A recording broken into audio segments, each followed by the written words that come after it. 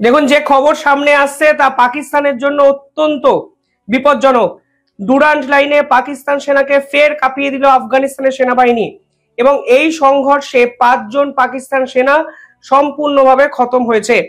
ঠিক দুদিন আগে কাতারে পাকিস্তান এবং আফগানিস্তানের মধ্যে একটি সংঘর্ষ বিরোধী চুক্তি হয়েছিল।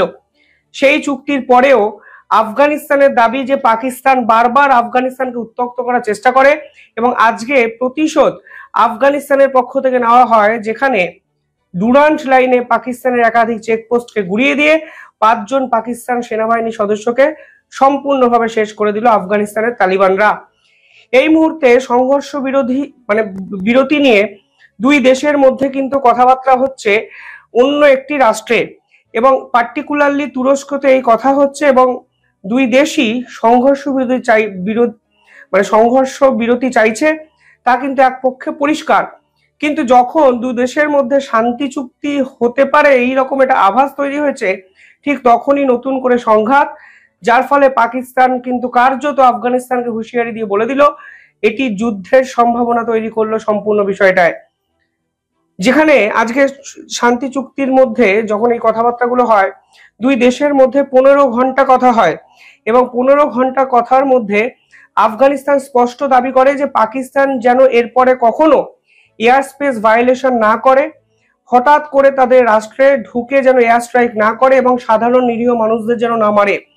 পাকিস্তান সেনা যেভাবে আফগানিস্তানের 3 জন ক্রিকেটারকে হত্যা করেছে তার কিন্তু তীব্র সমালোচনা আফগানিস্তানের পক্ষ থেকে করা হয়েছে এবং পরিষ্কার বলা হয়েছে যে এবার আফগানিস্তানের বিপক্ষে বিভিন্ন ধরনের ষড়যন্ত্রকারী সংগঠনগুলোকে পাকিস্তান যদি মদত দেয় তাহলে আফগানিস্তান কিন্তু পাকিস্তানে ঢুকে এদের বিপক্ষে কড়া অ্যাকশন নেবে।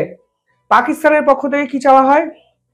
পাকিস্তানের পক্ষ থেকে চাওয়া হয়েছে সিকিউরিটি ভেরিফিকেশন এবং কোঅপারেশন।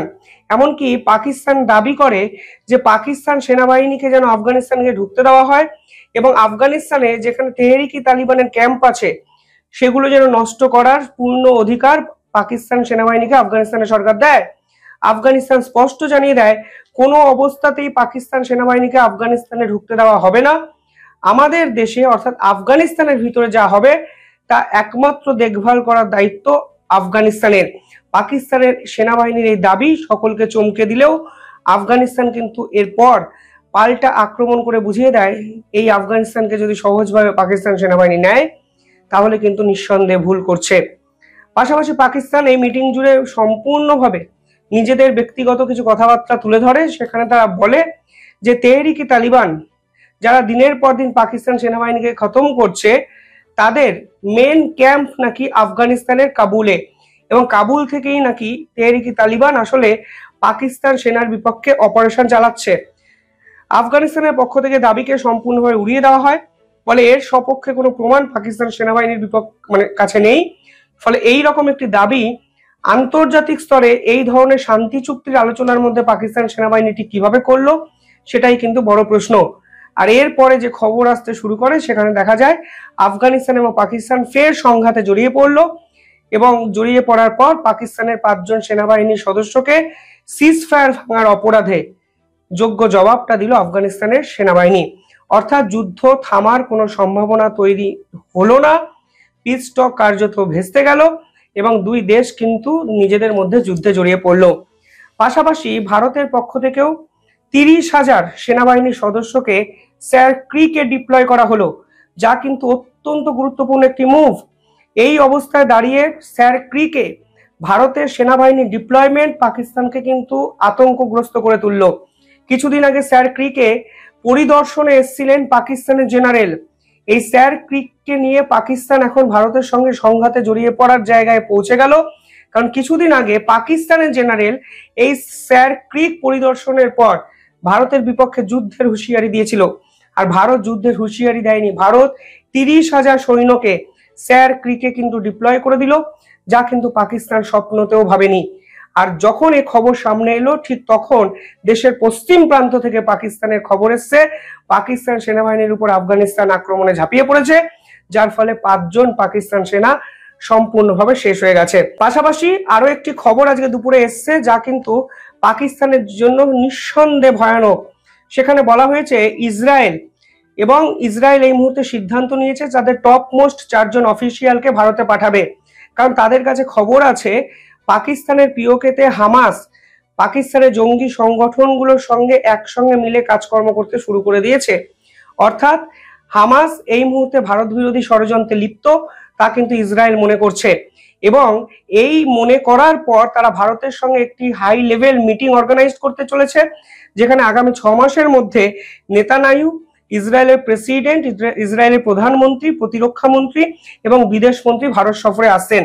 অর্থাৎ ডিসেম্বর থেকে মার্চ এই সময়টার মধ্যে ভারত এবং ইসরায়েল যৌথভাবে পাকিস্তানের অকুপাইড করা কাশ্মীরে হামাস যেভাবে ভারত বিরোধী চক্রান্ত করছে তার যোগ্য জবাব দেওয়ার পরিকল্পনা করতে পারে বলে বিশেষজ্ঞরা মনে করছেন। পাশাপাশি ইসরায়েলের সঙ্গে ভারতের নতুন অস্ত্র চুক্তি, যেখানে অপারেশন সিন্দুরের সময় ব্যবহৃত র্যাম্পেজ মিসাইল ইসরায়েলের থেকে কিন্তু ভারত কিনতে চলেছে। অর্থাৎ সব মিলিয়ে মনে হচ্ছে পাকিস্তানের বোধহয় শেষটা খুব তাড়াতাড়ি এসে পড়লো, যেই শেষ আমরা সকলেই হয়তো দেখতে পাচ্ছি। কারণ একদিকে আফগানিস্তান তাদের সেনাবাহিনীকে কার্যত কাঁপিয়ে রেখে দিল, ডুরান্স লাইনে ফের আক্রমণ করলো, আসিম মুনিরের 5 জন সেনাবাহিনী সদস্যকে খতম করলো। অন্যদিকে তুরস্কতে যে পিস টক হচ্ছে আফগানিস্তান পাকিস্তানের মধ্যে তা ভেস্তে গেল, এবং পিস টক 15 ঘন্টা পরেও কোনো সলিউশন আমাদের সামনে নিয়ে এলো না।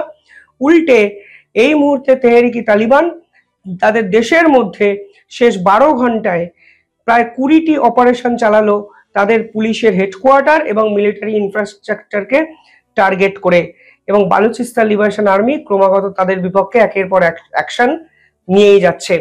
এরপর যে খবর এলো, ডোনাল্ড ট্রাম্প পাকিস্তান এবং আফগানিস্তানের এই পুরো বিষয়টা নিয়ে একটি মন্তব্য করলেন, এবং তিনি বললেন তিনি আজকে পাকিস্তান আফগানিস্তানের ইস্যুটা নিয়ে ভাববেন এবং খুব দ্রুত গতিতে সিজ ফায়ার করিয়ে দিতে পারবেন। অর্থাৎ সব মিলিয়ে ডোনাল্ড ট্রাম্পের অন্তর্ভুক্তিকরণ ঘটলো পুরো বিষয়টায়, যখন ইসরায়েল ভারতের সঙ্গে টাই আপ করে পাকিস্তানকে শেষ করার দিকে এগোচ্ছে, তখন ডোনাল্ড ট্রাম্প শিল্ড দেওয়ার চেষ্টা করছে পাকিস্তানকে। এবং ডোনাল্ড ট্রাম্প আজকে হোয়াইট হাউসে যে কমেন্ট করেছেন, তারপরে নিঃসন্দেহে দক্ষিণ এশিয়ার সাপেক্ষে একাধিক নতুন সমীকরণ কিন্তু তৈরি হলো, যে সমীকরণ ভারত, পাকিস্তান, আফগানিস্তান, আমেরিকা ও ইসরায়েল এই পুরো 5টি রাষ্ট্রের ভবিষ্যৎ তা কিন্তু নির্ধারণ করতে চলেছে।